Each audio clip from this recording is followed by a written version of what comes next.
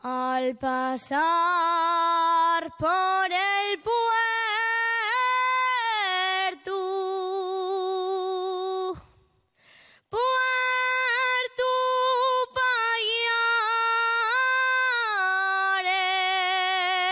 Payares, me encontré con un viejo guindando vaques.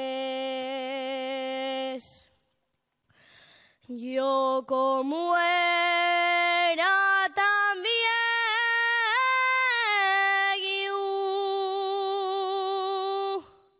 le pregunté si quiere dormir la siesta.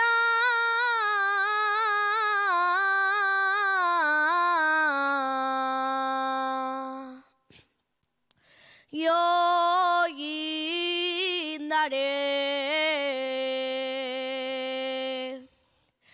y el viejo muy ufano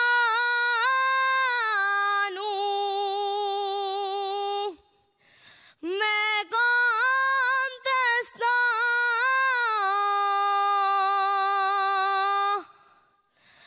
les vacas de mi casa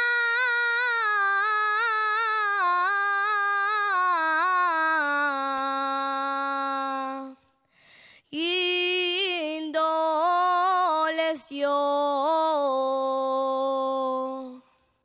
Molinera, molinera, que descoloriatas desde el día de la boda no deseaste de llorar.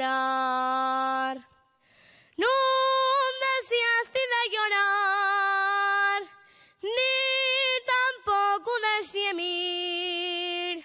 Molinera,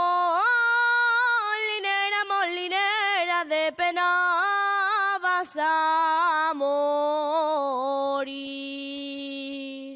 Gracias.